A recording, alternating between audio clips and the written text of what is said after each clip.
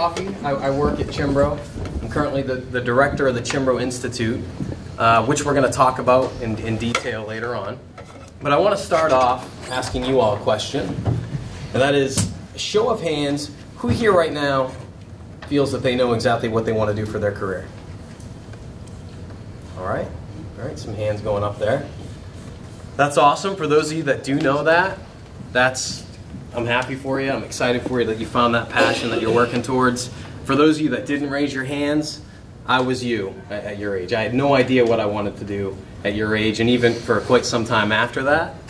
But the great thing is events like we have here today, where you have an opportunity to learn about a company and a few different career pathways within that organization, right? In this case, the Cianbro today. Take advantage of that opportunity. Okay, ask a lot of questions. If something pops into your mind, don't hesitate, don't hold back. Ask it at any time. If you don't feel comfortable asking the question, that's not a big deal. Come see us afterwards, one-on-one. We'll talk with you one-on-one. But half the battle to finding out what you want to do down the road is really understanding the different opportunities, all the different career paths that are in front of you. Okay? So explore those, right? Vet those. Ask questions. All right? So before I turn it over to Jill, I'm going to give you a very brief overview of Cianbro. All right? Just to give you a sense of the type of work that we perform, to put things in perspective. So at Cianbro, we were founded in 1949. So we got over 70 years of experience, over 70 years of service. And we're actually one of the largest 100% employee-owned, open-shop construction companies in the United States, which we're very proud of that. This next slide here, I just want to showcase to you geographically where we're located, some of our fixed-base locations throughout the United States. So when you're going to hear me say the Cianbro companies, what I mean by that is, Cianbro is one of those companies, but we also have AZ Corporation, RC Stevens, and Starcom. When you look at the Cianbro companies collectively, we're a little over 4,000 team members, and we're working in over 40 states. Now, I'm not going to go through every dot on this map, but as far as our corporate headquarters go for Cianbro, right in Pittsfield, Maine. AZ Corporation is in North Stonington, Connecticut. That's where their office is. And then RC Stevens is actually located right in Florida, Winter Garden, Florida, and then Starcom's headquarters is in LaPorte, Texas. So I don't have enough time to go into every one of the Cianbro companies, so I'm going to focus on Cianbro today. We're going to talk about the different markets that we perform work in. Right? Those markets are the buildings market, infrastructure, industrial manufacturing, and power and energy. Now you're all probably wondering, what does that mean? And that's where these photos are going to come in handy for you. So when I refer to our building market, that group within Cianbro, they're building things like this. Okay, this is the veterans home that we built in Augusta. The types of facilities that team tackles is education and nonprofit facilities, healthcare facilities, entertainment and hospitality, correctional facilities. How many of you recognize the picture on the left there, that basketball court? Awesome. How many have played on that court? All right, nice. That was one of our projects, the Cross Insurance Center. Some more examples of what the building market team has done. When you hear me say industrial manufacturing, here's an example of the type of work that team focuses on. Here's a compressor station that we built. Right, well, these are chemical, food and beverage facilities. Modular. That's a module that we built right in Brewer, across the river, and actually, moved it by barge. We built many of those. Offshore marine, pulp and paper. Actually, wind and solar projects also fall under the industrial manufacturing market. That solar farm right there, that's right in Pittsfield, Maine. We built that. Infrastructure. When I said infrastructure, many of you probably thought of bridges right out of the gate. That is the type of work that we perform in that market. That's the Sarah Long Bridge. Anyone recognize that? Anyone been across it? Yeah? It connects Kittery, Maine to Portsmouth, New Hampshire. Other projects that the infrastructure team tackles, movable fixed bridges, ports and terminals, dams, that type of work. That right there is the Veranda Street Bridge project that we did in southern Maine. Eric will talk a little bit about that probably a little bit later. Here's some other examples of infrastructure work. You see a dam there in the bottom right. On the barge right there, that's a concrete basin that we built off-site that we were taking by barge to the Portsmouth Naval Shipyard. The last market I'll talk about is power and energy. So this is a transmission line that we worked on in Indiana. The Power and Energy Group, they're doing transmission and distribution work. They're doing, they could be helping out during outages, getting out there and helping restore power on storm duty. Substations and substation security walls. Okay, just to give you some examples.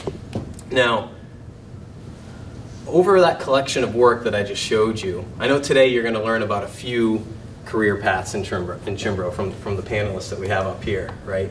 But in those examples, there's a lot of different career paths that are represented there. Right, we got electricians, pipe fitters, millwrights, iron workers, carpenters and concrete finishers. We got welders in there, equipment operators, crane operators, line workers, substation technicians. Right, there's a lot of different career opportunities represented by those photos you just saw. And not only that, the support teams, right? Those that support the field, support the team members that are putting the work in place, like human resources. There's a lot of different jobs in the human resources department, as well as finance, IT. We have our creative services department that, doing the graphic design and digital art for us, putting together our marketing materials. So I just want to make sure that a lot of times when we think of construction, maybe one or two things come to mind, but really there's a lot there. There's a lot of opportunity across the board there. Okay? So I'm going to turn it over to Jill, and we'll talk more later. Just before we do that, does anyone have any questions that you'd like to ask now before we move on? No? All right. Thank you. Thanks, Dan. I am Jill Jamison from Junior Achievement. Really excited to have Cianbro here. Really excited to have all of you here. And I'm going to have my distinguished colleagues introduce themselves on the side. They're going to be asking some questions of our panelists. Hi, I'm Jasmine. I'm a first-year AM business student here at UTC. I'm Madison Smith. I'm a first-year PM business student at UTC. Thank you. So before we introduce the panelists, I wanted to ask you all a question. You can just shout out what comes to mind when you think of trades. Anything specific when someone says trade or working in a trade? What do you think of?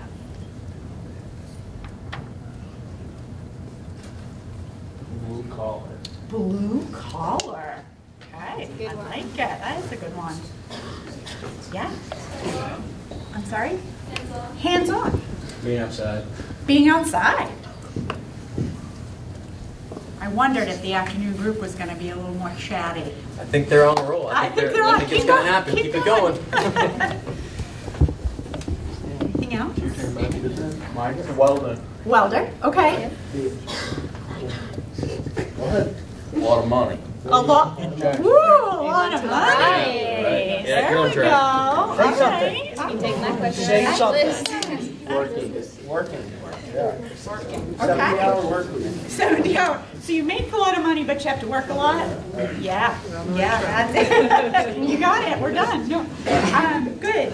So we're going to change it up a little bit for the panelists, just so you know, to make it a little more efficient. We have some sort of pop culture questions to ask each one. So we're going to ask you all of those in one fell swoop. And then I'll have you start and we'll go through. So, So starting with Erica, favorite subject in high school? My favorite subject, I'm not going to lie to you guys, was definitely gym. I liked AP Bio when we got to dissect things as well, but gym was definitely the cake taker for me. Jason? Yep. Oh, so mine was definitely history. Yeah. And then mine would be anything science, math related, but I also really liked robotics. So hands-on, my robotics class in high school I really liked. And next, what was your Or who's your favorite musical artist? So this one, it depends a lot on what mood I'm in. You know, Morgan Wallen country, can't go wrong, especially in the summertime when it's nice and warm out. But you have Buck Cherry and some 90s rock, rap stuff. And I'm gonna say it, Nickelback, the old stuff, I don't hate. When I'm alone in my car. Just not in front of other people. Yeah, don't tell anybody that. Yeah. No, ruin those. Mine, I listen to a whole lot of other different things, so I can't really settle on just one. But I mean, I used to like a lot of hard rock and heavy metal, but I also, you know, like Erica said, you know, some country, a lot of country actually, you know, some stuff like that. No Nickelback? Yeah, I like Nickelback. That's fine. Yeah, I'll give that to anybody. Yeah. So. And then I told the earlier session, don't judge a book by its cover, but my favorite genre is rap music, and so Kendrick Lamar is my favorite. You like Lil Baby? Yes. I know, shocker. You look at me, it's like, really? Yeah. But that is my favorite. Should we hear you rap? Maybe later, after the session. I don't know, maybe we should. No, I'm just kidding. Yeah. Still rapping We'll right save now. a couple minutes. Maybe I'll come work for Cianbro. There you go. What's your favorite food? Again, depends on what mood I'm in. Seafood, because Maine. I'm also a big steak and potatoes guy. I'm not really very picky, as long as it's somewhat normal. Pasta, mood filling. That's what I go for. Mine's definitely spaghetti. Yeah. Like spaghetti with sauce or just... It's all about the sauce. Yeah. I mean, butter and spaghetti is pretty good. no. You gotta have a red sauce on it. Yeah. If not, I do like the steak too, though. Especially you get like a nice tomahawk steak. It's hard to beat that. So, but, yeah, that's my food. Yeah, I have a sophisticated palate, you know, pizza. Pizza's my favorite. That's my favorite food. Yep. Next is, what is your favorite sport? So my favorite sport to play was basketball and soccer. I really liked. I've also been into running. I ran at the University of Maine, track and cross country. So really all of them that doesn't have like a stick that I have to coordinate with, also a ball, is what I gravitate towards. Mine's jiu-jitsu. It's a lot of fun. Good exercise. As long as I don't have any injuries, then it's a lot of fun. So. And then I'm 6 foot tall, and you would think that I'm an athlete because I'm tall, but not at all. So anything that does not rely on hand-eye coordination. So I rode in college, I really enjoyed that. But anything that's like outdoorsy, you know, hiking, biking, stuff like that. But as long as it doesn't regard a ball when I have to catch it, then I'm good. What's your favorite out-of-work activity? So again, it depends on my mood and also the season. So being Maine in the winter, right now skiing and snowboarding is what I spend a lot of my pastime doing. In the summer, hiking, camping, backpacking, road biking, dabbling in mountain biking. Still beginner status there, so I'm working on that. But I'm signed up for the Maine Marathon this October. So for this summer and the next 7 months, my mandated favorite out-of-work hobby is going to be running. My activities probably, you know, pretty similar to what Erica said. You know, the hiking, camping. I like doing that. Do a lot of jiu-jitsu when I get the opportunity to outside of work. Yeah, that's pretty much it. This time of year, I usually like being warm and inside. So that's that. I don't do a lot of skiing or snowboarding, but yeah. Yeah, same. I mean, it's quintessential Maine stuff, right? Like snowboarding, snowshoeing, all that stuff in the winter, cross-country skiing. And then in the summer, we camp every weekend, hike every weekend. So anything outdoorsy. Right, great. So Lyndsy, thank you. Well, thank you all for that information. And now we'll dive more into your career. So Lyndsy is a project manager with Cianbro. And so she'll have an opportunity to share a little bit about her career journey and what her current role is at Perfect. So my name is Lyndsy Moen, project manager. So I've been in construction for right around 15 years now. So I'm part of what Cianbro calls is the building market, and Dan had that as one of the first slides. So my whole career in the 15 years has been commercial construction. So anything vertical, any kind of building. I've done anything from, one of my last projects I did with Cianbro was working at the Maine Correctional Center, so building the prison in Wyndham. I've done a lot of schools. I've done parking garages. I actually was part of the team doing the first parking garage in the U.S. where we put a turf playing field on top of the garage. So a lot of different types of construction, but always vertical. I'm not in the infrastructure market or anything like that, no bridges or any heavy civil. So I started out in construction. I got a bachelor degree in construction management out of high school from Wentworth in Boston. Excellent, excellent school. And yeah, I've kind of traveled all over the U.S. working in this field, and that's kind of the beautiful thing I'd say about construction is you can take it anywhere. It's a very translatable skill. I've worked in Boston, I've worked in Washington State, I've worked in Connecticut, I'm now in Maine, and it's all very similar, but every day is different. So absolutely love what I do, and yeah, it's a little bit about me. Great, thanks, Lyndsy. So next up is Jason Canarr. Jason is an electrical instructor with Cianbro. And so if you want to just provide, I know you were at UTC in your high school career, so if you want to just talk a little bit about that journey and what you're doing at Cianbro. I'm Jason Canarr, as she said. So I'm the electrical instructor at Cianbro for the electrical apprenticeship classes. I've been doing that for a couple of years now. Before that, I started out doing electrical work when I was still in high school, actually, while I was attending electrical classes here back in 2004.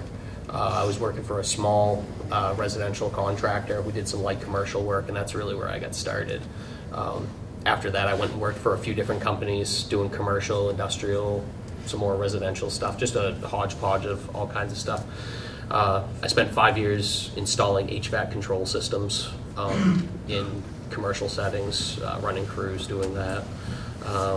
And I've got 9 years of work with Cianbro now, doing just all kinds of different stuff. So that's kind of like Lyndsy was saying, like construction can take you so many different places and you can see so many different things. Like it's absolutely amazing. I worked up one time, I spent 6 months working on a 345,000 volt power line in Vermont, and another time I worked down in Booth Bay Harbor on a $30 million carbon fiber yacht for the client was from like Abu Dhabi or something, and yeah, there's a lot of great stuff out there. So I'm just curious, show of hands, anyone in the electrical program here?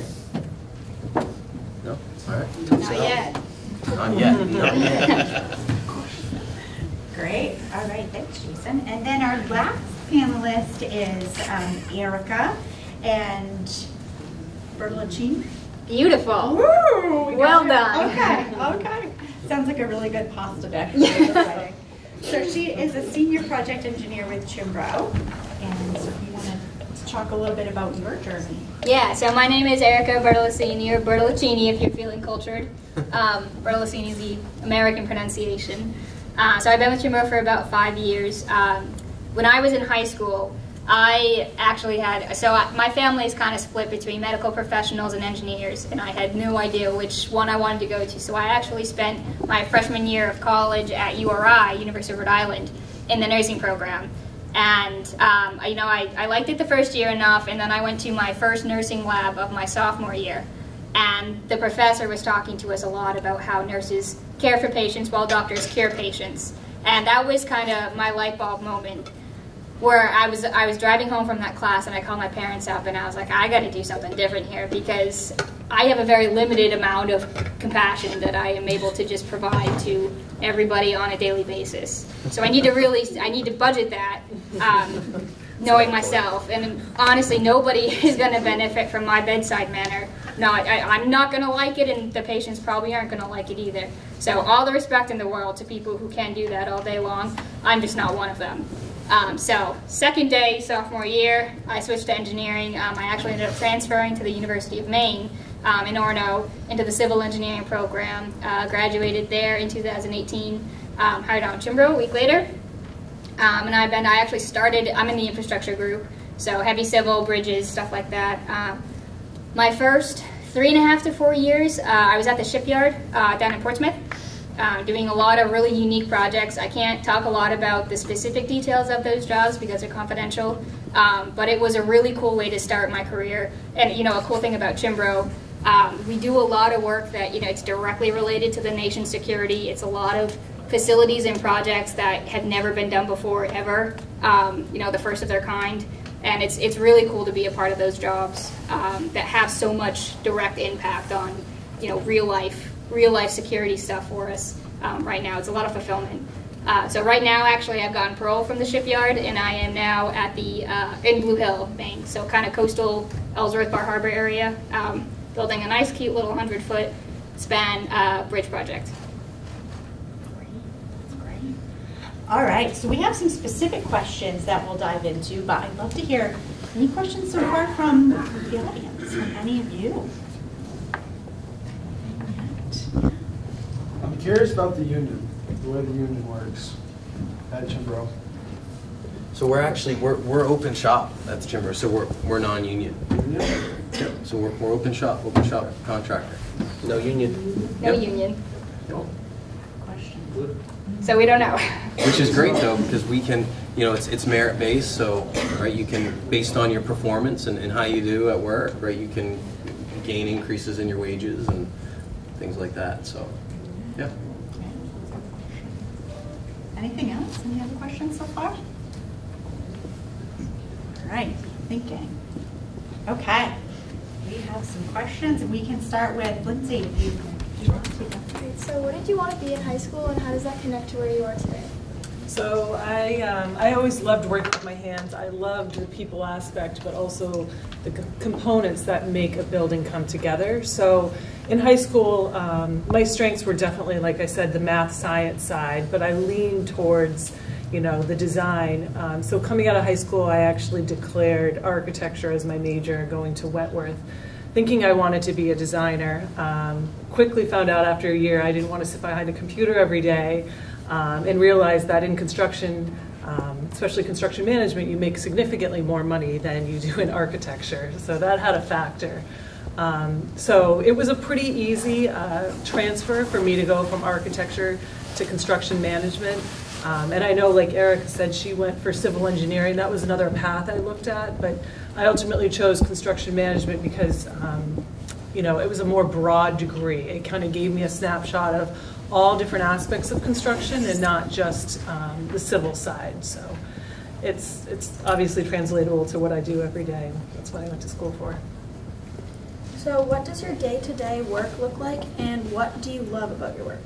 So I would say every day, you know, I drive to work and in my head I have like the top 5 things I want to do, and usually by the time I get to the job site, walk in the field for the first time, everything, you know, goes to the side and it all changes. So what I love most is that my day is never consistent. I go to work thinking it's going to go one way and it usually goes a completely other. I'd say it's translatable not just to what I do, but these guys as well. You know, in construction in general, you have to be fluid, you have to be ready to kind of go with the ebbs and flows. And so I think that is one of the beauties, is it's never stagnant. You never know what you're going to get into.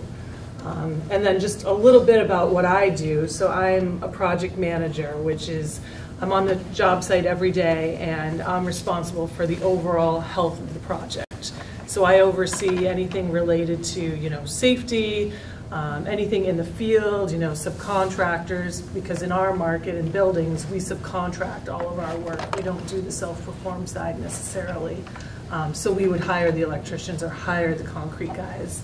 So I'm responsible for all those guys, managing all those guys on top of, you know, schedules, budgets. You know, I'm the go-to with the owner. So a lot of different facets with my job, which I think is fun. And again, not mundane at all. So what is one piece of advice you could provide for a student considering a career in the trades? I would say, you know, for me, Like, I was never the smartest kid in school, but what got me ahead and got me to where I am at a young age was I was constantly asking questions. I was willing to be kind of that sponge, and I never felt like I was above anyone to ask a question. You know, there's no dumb questions, and even today, you know, I'm a project manager, but I still go to, you know, our trades. I go to our electricians, I go to our plumbers, I go to our iron workers, and I ask them how they do their job to better my job. So I would say, you know, as it translates to you guys, is as you continue, whether it's in construction or even if it's a totally different field, if it's nursing, just don't be afraid to ask questions and pool everyone, because everyone has something to teach you, and it's something that can just only benefit you in the long run. And the other side is just try to make that niche for yourself. You know, if there's something that you're really passionate into, like, you can totally excel if you just put your energy into it and ask those questions. All right, Jason, we've got some tough questions for you. Is there anything you need to consider if students want to enter your career field? Yeah, one thing I would definitely recommend is think about like what kind of a lifestyle you want. There's a lot of people who get into construction, and especially when they're younger, it seems to be where they want to be home every night. Because, you know, whatever, you've grown up in Bangor your whole life, and you go, well, that's home. I want to be in Bangor, right? I want to be home every night. And if that's what you want, like there's absolutely opportunities, you know, in construction around the Bangor area. There's construction, you know, going on everywhere in this country right now. But then also, you know, if you are someone who says, hey, you know what, I want to just travel, to go chase the money and go wherever from big job to big job, like that's an option too, you know. It really kind of depends on what you want to have as far as like a, not just a lifestyle, but like a work-life balance also. Because, you know, a lot of those jobs, like the big jobs that you get on, you might be on a project where they're working 6-7 days a week potentially. Granted, it's usually, it might be for like 3 or 4 weeks at a time or whatever. It's not on end. But, you know, just kind of take those kind of things into consideration, you know. The upside of that too is, you know, when you're working, you know, 70 hours a week, you know, you get a paycheck that reflects that too. You know, that's the pretty cool thing. You know. But yeah, I recommend just kind of, you know, think about that, you know, because, and there's some younger folks also that I've seen too that they're just like, you know what, I'm just gonna go be on the road for 5 years, and that's what I'm gonna do, and make a lot of money, and then go do something else or whatever it is. But yeah, I'd think about just what kind of lifestyle you want to have. So what personal skills or interests, even from back in high school, do you use in your job today? So in my job that I have now, I'm the electrical instructor, so I'm teaching electrical classes all the time. And I think the one thing that kind of helped me lead me into that direction was just the fact that I'm a very curious person.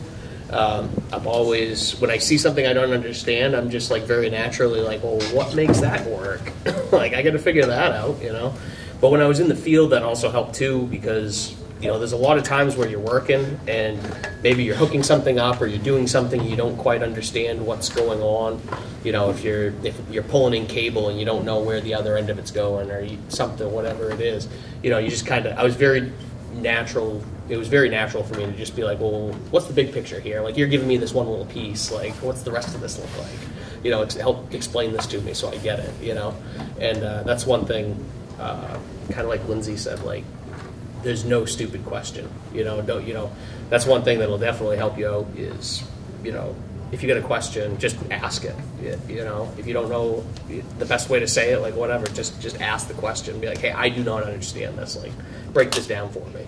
You know, because there's a lot of people in the trades that, oh, you don't get this? Like, here, I'll help you understand this. You know, like people just want to like give information a lot of times. So, what soft skills are needed in your job?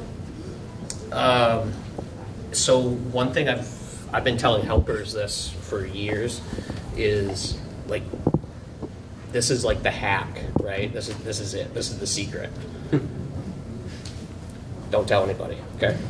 Show up on time every day, consistently, with a good attitude. Like, that's it. Like, if you do like those 4 things, like, it doesn't cost anything. Just do those 4 things, and it doesn't matter if it's construction or if it's nursing. If you're an architect, it doesn't matter what it is. Like, you do those things, and you will be like head and shoulders above so many other people. So that's it. Good tips. All right, Erica. So what's the best job advice you could give to high school? So I would say the best advice I could give you guys is don't be afraid to try something new or something different. You know, you might get a few months into something, 6 months into something, a couple years or whatever. You've got 40 to 50 years still left to make into your career and make it whatever you want to. You've got plenty of time.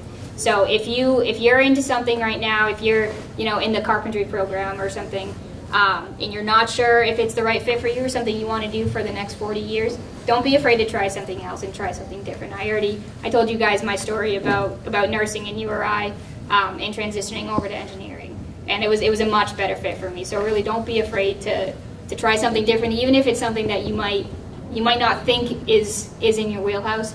If you had told me that I was going to be in construction and liking it 5 years ago, I would have probably had some choice words for you. This is not what I expected to end up in, but it's the best fit for me. I'm out on my feet all day long.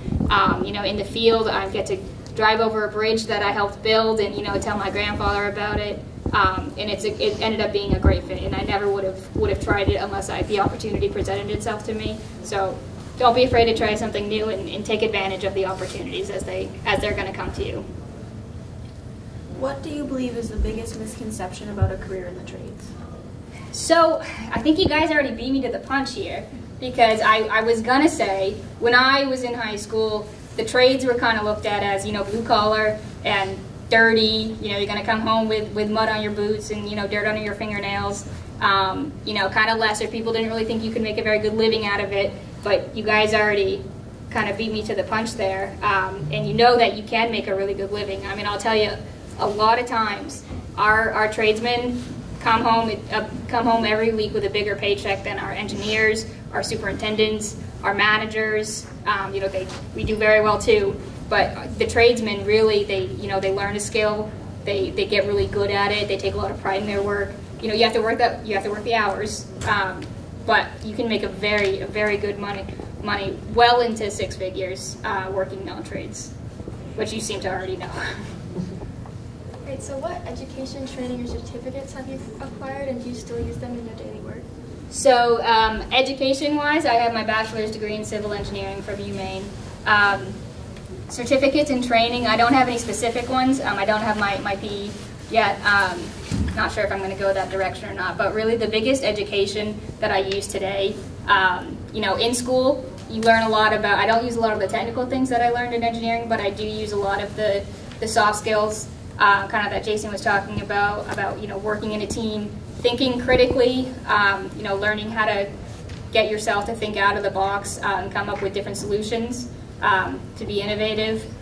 A lot of it, though, is I'm in an external Cianbro training right now, actually ABC Young Professionals, and we're doing a lot of conflict resolution, negotiations type training and stuff. And I'll tell you, 90% of my job, and I'm sure Lyndsy's as well, and Jason's, is soft skills, and it's people. Is one of the best and the hardest parts of all of our jobs, is working with people day in, day out. Construction it's a really fun industry, and we have a lot of really big characters, and everyone that we work with brings their own personality to the table, and you have to learn how to motivate them, what motivates them, what doesn't motivate them, how to get people to work together if there's a little bit of a clash and it's not seamless. So that's really the biggest thing that I've learned and used on a daily basis. Great. All right. Any questions so far? Any for the panelists? He's used up all his questions. All right. Well, we will use the next few minutes for Dan to talk a little bit about the Cianbro Institute. Perfect. Try not to trip over the cords here on my way out. Almost did it anyway. All right, so first off, I just want to say that all of you you have so much opportunity in front of you right now, it's not even funny. Right? Companies all over the U.S. are really trying everything they can to find good people, right? And in construction, it's the same thing. I mean, we are scrambling to find the talent that we need to go out and build those projects that you saw those pictures on earlier, right? And so we're doing that by a combination of aggressive recruiting efforts to find those with the skills to attract them to the company, but we're also, building team member skills internally from within, right? And that's what we do here at the Cianbro Institute. We have a full staff of instructors, and that's their full-time job, is to develop our team members. We deliver everything from new hire orientation to safety development programs. We have a variety of skilled trades development, which I'll talk more about here in a little bit. Equipment development opportunities, crane operator, even to, supervisory classes if you want to become a frontline supervisor, or engineering development program. We have leadership opportunities as well. Okay, so I'm going to focus more on with you all on the our pre-apprenticeship opportunities. Is anyone familiar with those? Show of hands of our pre-apprenticeship opportunities. No. Okay. So what that is, we'll hire people. We hire people into our programs. Okay. We don't. These are our team members that we're developing. In most cases, there are situations where we will work with those that are external to the company. But team members that are going through our classes, they're earning a paycheck while they do that. And so these pre-apprenticeships, we offer them in electrical. We've got a pipe fitter opportunity, millwright, iron worker, as well as a civil program, which is the carpentry/concrete work. So they run for 3 weeks in duration. Like I said, you get a paycheck while you learn, and we teach you the fundamentals within that particular trade. So the idea is when you come out of that class, you'll be a solid helper within that particular discipline. Now, to complete it, we're looking for what you've already heard a bit about, right? I know everyone's kind of mentioned these, but are you reliable? Are you showing up on time every day? Do you have a positive attitude? Do you have that ability and desire to learn and grow? Are you embracing the safety culture, like looking out for each other, right? Because that's a big deal at Cianbro. We want everyone to go home safe and healthy at the end of the day. So if you're doing those things, you'll graduate that program. And when that happens, that's really when the excitement begins, because that's when you receive your first job site assignment. You get out there on the job and you're applying that learning. You're working alongside a journey level tradesperson and continuing to learn from them. And if you exhibit those positive attributes that we've all talked about, you can get endorsed into the full-fledged apprenticeship program that we have at Cianbro. And so I'll talk a little bit about that. So if you get endorsed into the apprenticeship program, it's a combination, it's a cycle of coming into the Institute for a week at a time, where you work with an instructor, classroom, hands-on learning, and then you head back out and you apply that learning. 10 to 12 weeks later, you're back at the Institute, and it's that constant cycle. As you progress through the different levels of apprenticeship, you're going to get an increase in wages.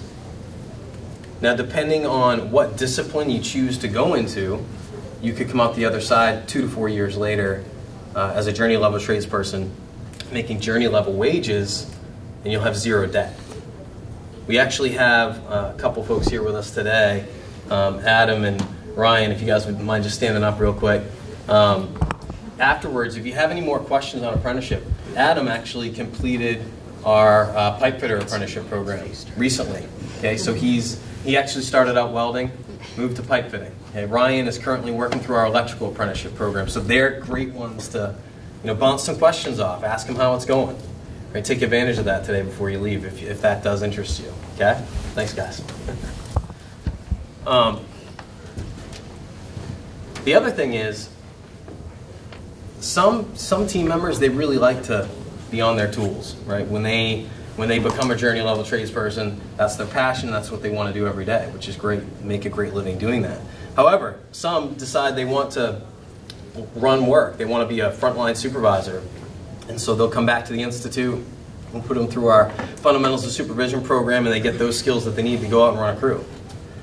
And then, fast forward a couple of years, they progressed in their leadership just through their performance on the job, and we'll see them back at the Institute taking leadership development classes or advanced leadership programs. And so I say that because that's not something that a lot of folks think of when they think of construction, is the ability to continue to learn and grow into these leadership positions, if that's something that anyone's interested in down the road.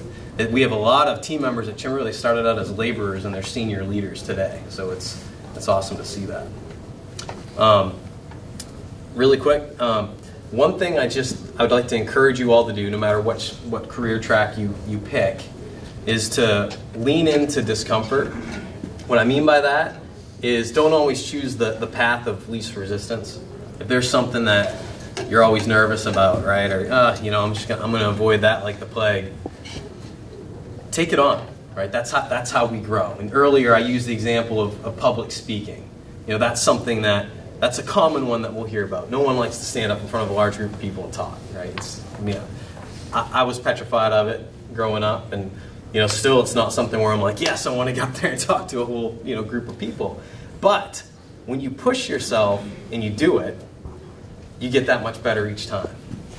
Right, so what before your comfort zone of public speaking may have been a little speck, right? It grows, and next thing you know, it's not so uncomfortable anymore. And that's how you can apply that logic to anything that you do. If there's an area where you're like, I should push myself in this area, do it, try it. That's how you're going to grow and succeed. The other thing I'll say, no matter where you go, if you're working for your supervisor or your boss gives you something to do and you complete it, when you're done, go back to them and ask them for, hey, I got that done. What else can I do? What else can I learn?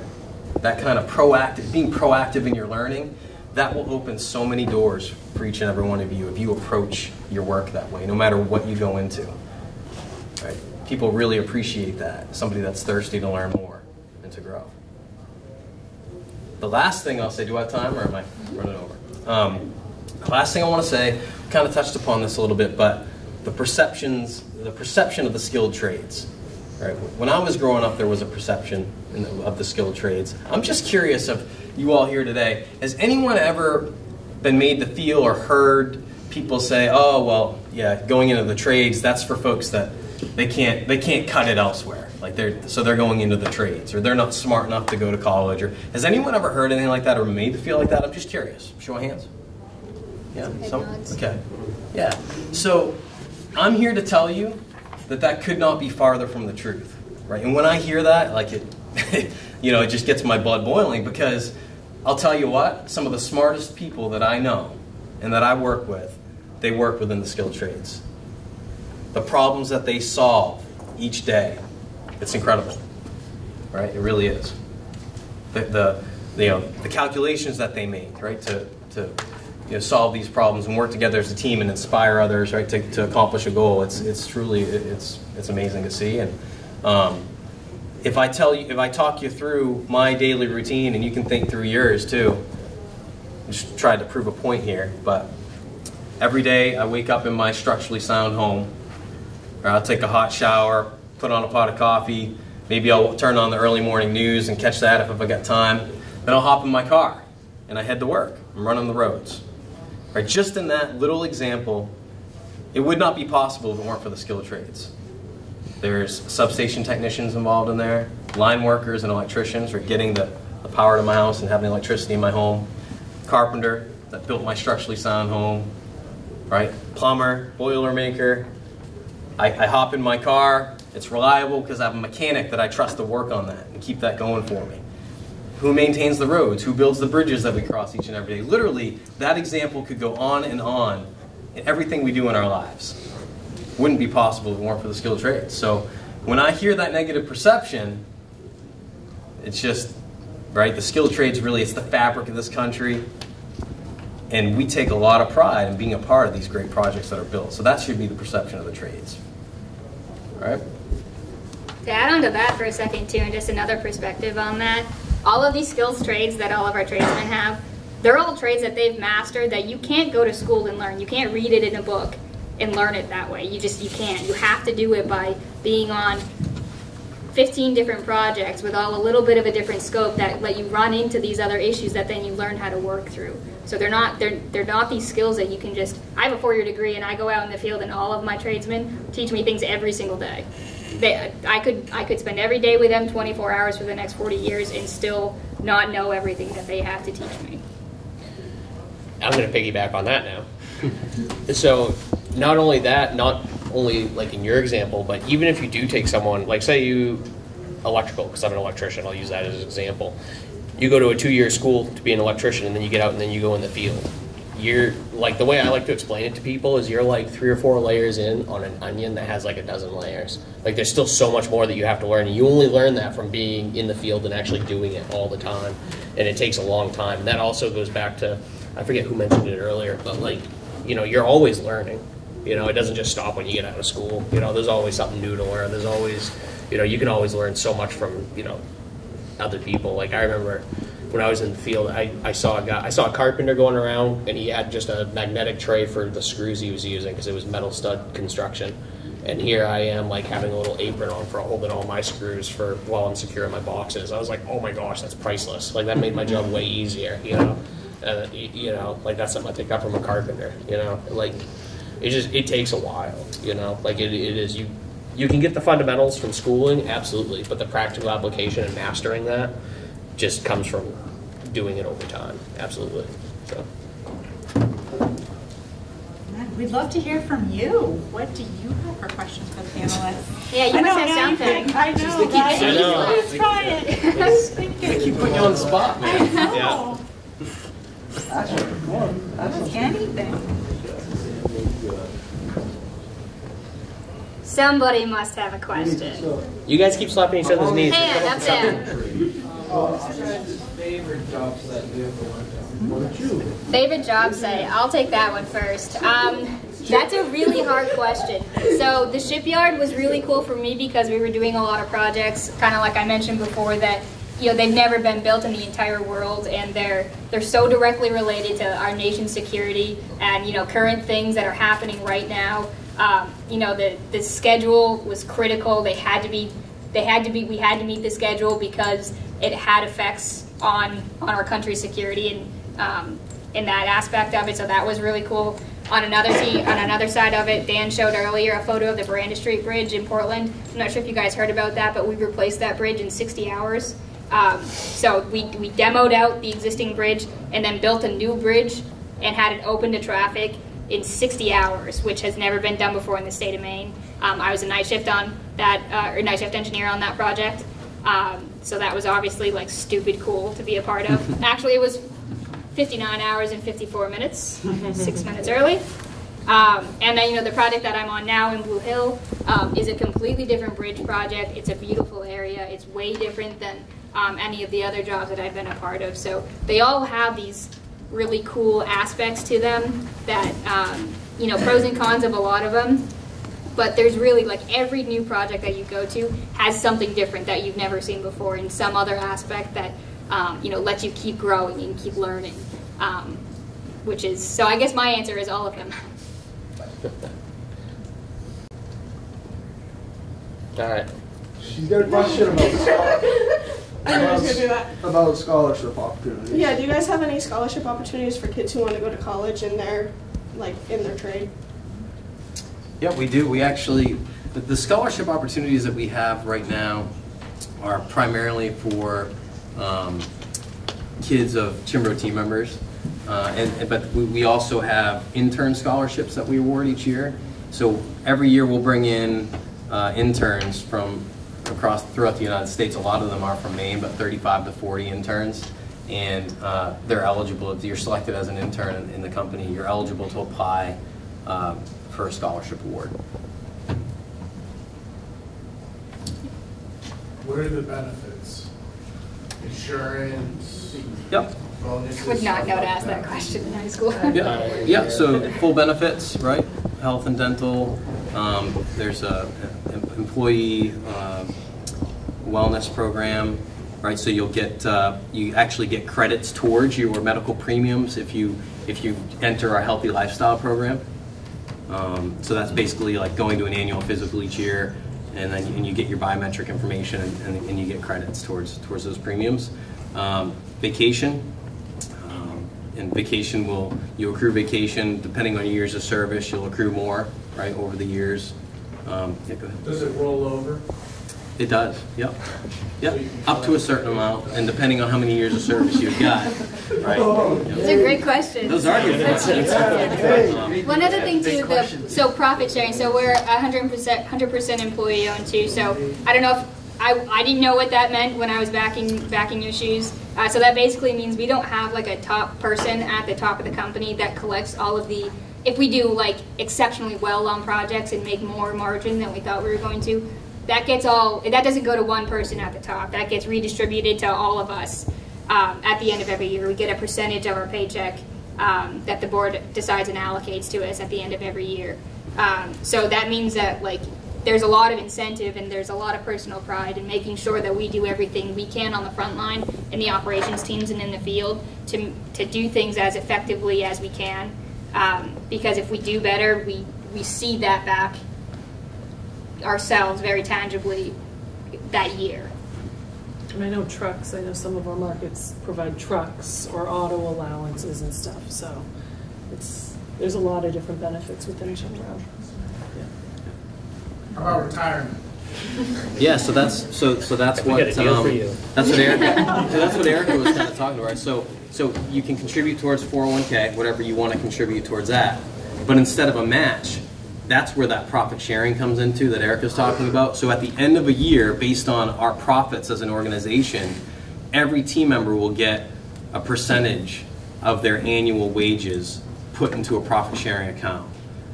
Okay, not many companies do that either. No. Very few. Yeah, so. And so I would say, I've been with Cianbro for 15 years now, and on average, I would say we've had double-digit contributions, right? Double-digit as far as percentage of annual wages that go into that account. If you consider that against companies that do it like a standard 401k match, which a lot of them do, if you put in 5%, they're going to put in 5%. Like Dan just said, since I've been here, we've seen double-digit contributions. So that's a really a significant benefit that Cianbro offers.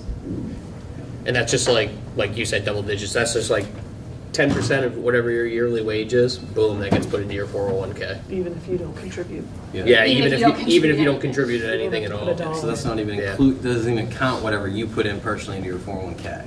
Yeah. And the founding brothers, that was very important to them for the company. They wanted to see their team members retire with something and be able to, live a good life in retirement. So that's why they really wanted to go to employee ownership. Great questions. Yeah. Yes. On your health and benefit program, do you guys do gym memberships? We do, yeah. So that we also have reimbursement towards gym memberships. Yep. Another thing we have too is tuition reimbursement. That's another benefit, right? He's like, I was going to ask that next. Yeah. So if you're a full-time team member, we reimburse up to $52.50 per year. Okay, so you can take if you take classes over the course of your time, right? You can get reimbursed $52.50 a year. I'd say another benefit to Cianbro, but getting more towards the markets too, is, and I mean, obviously, if you continue in construction and decide, to do this career path, one thing I like about Cianbro is they have all these different markets, right? So I'm in the buildings market, Erica's in the infrastructure. But if you're in a certain market and you decide this isn't for me, I don't really want to build buildings anymore. I want to explore what it means to build bridges. It's an easily translatable skill within the company, and you continue all your benefits. So again, I think that's a huge takeaway, for people like you guys in high school and looking at opportunities is you don't really know exactly what kind of construction or exactly what trade you want to go to. Doing a big company that has a lot of opportunity is a great place to start. So. And not even necessarily just between the markets too, even just like within the trades. If you Right. if you start out doing civil work, like which Dan said, that's like concrete and carpentry and stuff. You do that for a year, and you're like, you know what, I'm good with this. I want to do something else. Like Cianbro can help with that. Like they're like, there's all kinds of options. They're very good about like, oh, you want to try doing electrical? Well, okay, go try this for a little bit. Or you want to get into welding? All right, we'll send you through the weld program. So, and that's another benefit is just being able to be paid while you learn. Yeah. Paying you to learn skills. Still the same wages from the previous job when you're learning? Say that again. Is it the same wages in the previous job while you're learning? Yeah. It depends a little bit though. So once you get into the field and you're in the operations team and you're assigned to a project, so there, I'll make this as least complicated as I can. There's federal wage requirements and state wage requirements that we have to follow. So you do get paid, have to be paid. You'll be provided like a Cianbro rate. So you won't make less than that, but you might make more depending on what trade you're actually working in. So for example, we'll take, right now I've got some iron workers that are at the brewer facility. They're going to come to my job and be carpenters. So they're going to be paid as carpenters because that's the trade that they're working in. But if their Cianbro rate is higher than what the federal contract wage rate is, then they'll be paid the higher of the two. If that makes sense. So basically, yeah, there are some like client requirements or whatnot, right? That could dictate wages. So if you're on those projects, you get that prevailing wage rate for that job. If it's a Davis Bacon, I don't even want to get into that. Yeah, that's a huge can of worms to open. Then yeah, you get your normal rate. Yeah. All right, we can take a few more questions. In the meantime, if you want to take out your phone, we do have a survey we'd love to have you use the QR code for. Pay increases. Yep. I know it varies between trade to trade. How often would you say, in a set amount of time, would you receive a pay increase? Yeah, so it depends, right? Depends on, like if you're in an apprenticeship program, as you complete your different levels, you'll be eligible for a wage increase. I guess I could say at the very least, you're going to be looked at on an annual basis for wage increases, but there's times where you could get more than one increase in a year. It really just depends on your job performance and what you're doing, right? Or maybe working on one of those jobs that's like that Erica was describing, where there's different wage ranges for that particular contract. Does that make sense? Yeah. Okay. Great. So the last thing I want to do is go to college. Yep. So for example, in electrical work, if you come out of high school with what are the certifications you guys require? Do you guys require federal certifications or like the federal standards? No, so what it is for the state of Maine, you can send $46 to the state of Maine and get your helper's license right now. You could do that on your phone right now. That's what you would need to do work as a helper electrician in the state of Maine. So the way that the apprenticeship works at Cianbro is you get that license and then you're working as a helper for 4 years. And then you go through the program. The program has 4 levels, so we do 1 level each year.